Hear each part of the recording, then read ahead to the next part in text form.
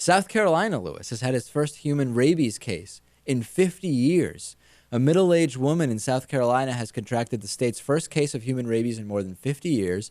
There are 1 to 3 cases of human rabies each year in the entire country. I didn't know it was that few. Yeah. Of course, you never hear about them. I don't know. Well, we're hearing about this one, right. and there's only 1 But to 3. I guess the reason you never hear about them is because it never happens. We do seem to hear about the one case that is happening. Tragically, I didn't know this either. Rabies almost always ends in death. Did you know that? No. I mean, I think I heard that if it was caught early, which it rarely is, it's easily treatable. Well, but, no, I haven't heard that at all. No, I've heard quite the opposite. The rabies virus travels slowly through the body until it reaches the brain and central nervous system, and it produces basically paralysis of the entire nervous system. And most patients die within a few weeks of a diagnosis or onset of the symptoms. I did see something, though, Lewis, which is interesting, which is called the Milwaukee Protocol. Have you heard of this? No.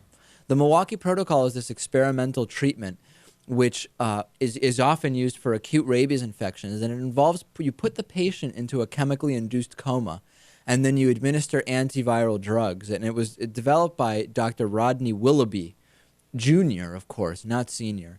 And there are 6 patients known to have survived symptomatic rabies without receiving the rabies vaccine through this treatment. And I'd never read about it until we started researching this story. The Milwaukee Protocol.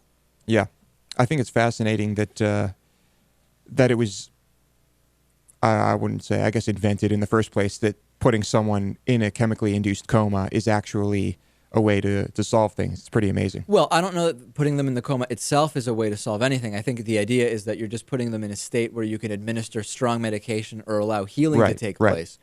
Hopefully in a way that does not cause them pain. Right. Like with people who break their neck or receive spinal injuries, putting them into a hypothermic state. Right. Things like that I'm just fascinated by. Also, people online talking about the story suggesting colloidal silver, which has become one of these kind of fad potential cure-alls. And from everything I read, it can cause argyria, which is where your entire body turns silver.